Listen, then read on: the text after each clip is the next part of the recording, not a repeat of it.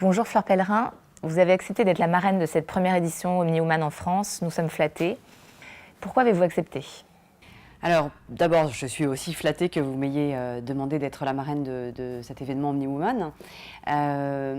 Pour moi, le combat, il est un peu sans fin, c'est-à-dire que je pense qu'il y a beaucoup de progrès qui ont été faits, que la France n'est pas si mauvaise concernant la place des femmes dans l'économie, dans la société, mais il reste encore beaucoup de choses à faire. Et donc, dès que j'en ai l'occasion, dès que j'ai la capacité de le faire, j'essaye de transmettre un message aux femmes qui souvent, encore trop souvent, s'autocensurent, se sous-estiment. Et je trouve qu'il faut encourager toutes celles qui sont dans des entreprises, qui sont créatrices d'entreprises, qui sont dans la fonction publique, qui sont en politique, pour qu'elles osent davantage.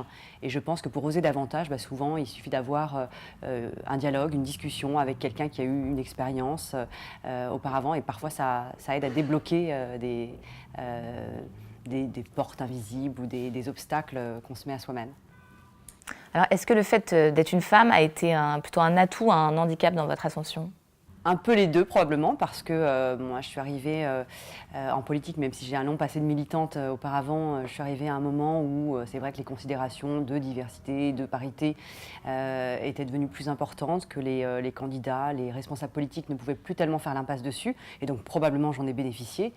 En même temps, j'avais un parcours, j'avais des compétences, j'avais un passé une histoire de militantisme qui me qualifiait, je pensais, donc je n'ai jamais considéré que j'avais été choisie uniquement sur des critères de parité, ou parce que j'étais une femme, ou parce que j'avais un visage qui était un peu différent. Mais probablement que ça a été plus facile pour moi que pour beaucoup d'hommes de ma génération qui forcément ont dû attendre ou passer leur tour. Vous avez peut-être des anecdotes à nous donner ?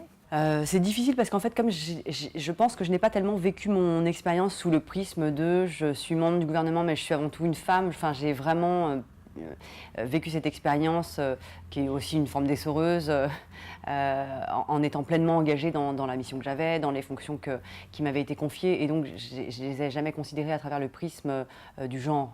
Mais des anecdotes, il y en a vraisemblablement beaucoup. Il y a quand même une forme de sexisme et de machisme dans les milieux de pouvoir, qu'ils soient politiques ou qu'ils soient économiques. La façon dont, quand vous êtes auditionné par les parlementaires, on va vous poser des questions beaucoup plus techniques qu'à votre collègue masculin, parce qu'une femme, elle est censée faire davantage la preuve de sa légitimité que l'homme. Sont des petites choses qui sont parfois un peu intangible, mais que vous ressentez quand même à l'usage. Existe-t-il selon vous un leadership féminin ? Ça, c'est très difficile à dire.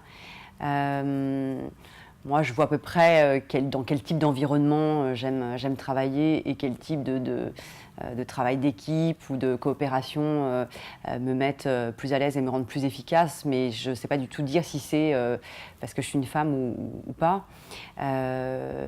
De ce que me disent les autres, c'est peut-être plus facile de répondre comme ça. De ce que m'ont dit beaucoup d'hommes qui ont eu des responsabilités importantes dans des entreprises, il y a une forme de leadership féminin qui est un peu différent, qui apporte quelque chose en tout cas, qui crée de la valeur. Il y a eu des études aussi qui ont été faites par des cabinets de conseil sur le rapport entre la présence de femmes dans des boards ou dans des comités exécutifs et la performance financière, par exemple, des entreprises, et qui montrent une corrélation positive. Donc cela doit vouloir dire que la diversité, la présence de femmes parmi les décideurs, en tout cas, apporte de la valeur. Ça, moi, j'y crois assez profondément, même si je pense que c'est assez difficile à démontrer scientifiquement.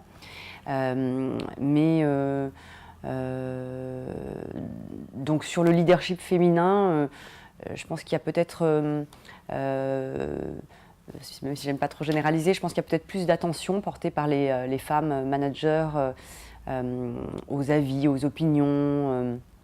Il y a, je pense, peut-être une tendance à l'écoute qui est plus développée. Voilà, mais j'aime pas trop caricaturer, donc je suis pas très à l'aise dans cet exercice-là. Mais moi, je trouve plus agréable de travailler dans des environnements qui sont plus mixtes. Alors, on entend beaucoup parler des quotas en ce moment. Êtes-vous pour les quotas ? Oui.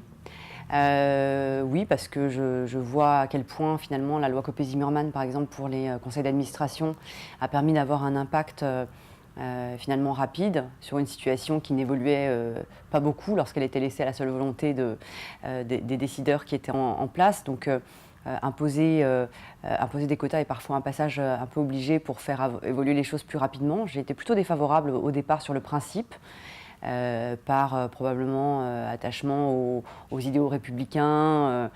Mais en réalité, il y a un moment où je pense que l'efficacité et le pragmatisme doivent être prioritaires et je pense que c'est quelque chose qui peut avoir un impact extrêmement positif. Je pense qu'on ne serait pas aujourd'hui dans une situation avec des femmes beaucoup mieux représentées dans les conseils d'administration si on s'en était remis à la bonne volonté de ceux qui nomment dans les boards. Qu'est-ce qui peut, selon vous, aujourd'hui, aider et encourager plus de femmes à devenir leaders en France ? Je crois beaucoup à la valeur de l'exemple, donc je crois que voir des rôles modèles, pouvoir échanger sur des femmes qui ont été dans des situations de promotion, d'accès à des fonctions de responsabilité, de création d'entreprise, connaître les difficultés par lesquelles elles sont passées et comment elles les ont contournées ou résolues ou dépassées. Je crois que c'est quelque chose qui est très utile. Je pense qu'on a besoin vraiment d'échanger. Donc, moi, j'aime bien l'idée que finalement, tous ces réseaux, il y a beaucoup de réseaux de femmes qui se sont créés au cours des dernières années. Je crois beaucoup à ça. Je pense que cette entraide-là, elle est très précieuse.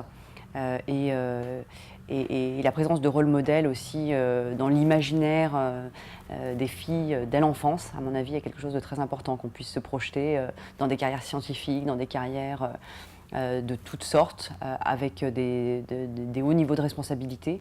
Je pense que c'est quelque chose qui est très important pour que les petites filles, puis les jeunes filles, puis les femmes puissent se projeter dans des univers de responsabilité sans complexe. Parce que je crois qu'il y a encore beaucoup d'autocensure. Je crois qu'il y a encore beaucoup de réflexes de se dire, y compris quand on nous propose quelque chose, est-ce que je vais être à la hauteur, est-ce que je vais y arriver, est-ce que je pourrais le concilier avec mes contraintes personnelles, familiales. Et ça, ce sont des questions que les hommes se posent beaucoup moins. Donc je pense que tout ce qui peut encourager les femmes à mettre ça un peu de côté et à se poser juste des questions liées à l'enthousiasme, à l'envie, au désir que peut constituer ou que peut apporter une proposition professionnelle ou une option professionnelle, je pense que c'est ça qui, à mon avis, est très important. Par rapport à nos voisins européens, diriez-vous qu'en France, nous sommes plutôt bons élèves sur cette question de parité ou pas ? On peut toujours mieux faire. Je pense qu'on a fait des progrès, y compris avec des mesures récentes qui ont été prises, avec le fait qu'on a des gouvernements paritaires aujourd'hui. Ça paraît normal, ça paraît même nécessaire. Donc je pense qu'on a fait quand même pas mal de progrès.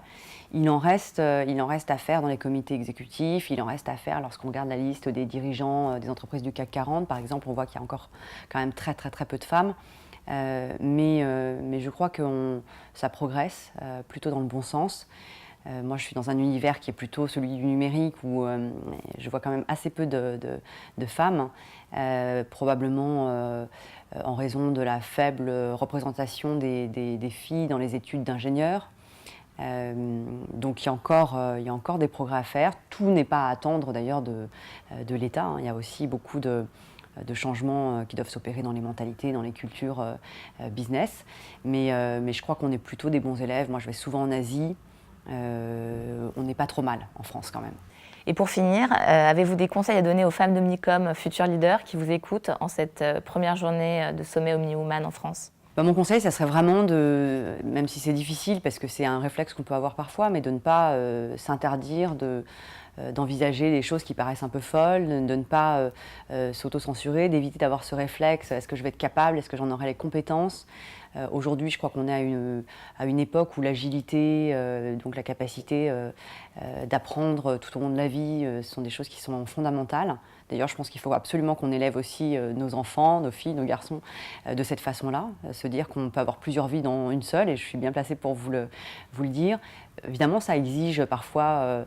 il y a un coup d'entrée, il y a une courbe d'apprentissage qui est plus complètement linéaire, mais je pense que ces risques-là, il faut savoir les prendre parce que c'est ce qui procure le plus de plaisir, parfois de surfroide ou ça demande beaucoup d'efforts, mais je crois que c'est aussi ce qui procure le plus de plaisir dans la vie. Donc pas d'autocensure, se dire que même si la barre paraît haute, on doit pouvoir l'atteindre. Donc Je crois que c'est vraiment un gros travail psychologique à faire sur soi-même pour ne plus être dans ce schéma de penser que la barre va être trop haute ou qu'on ne saura pas la franchir.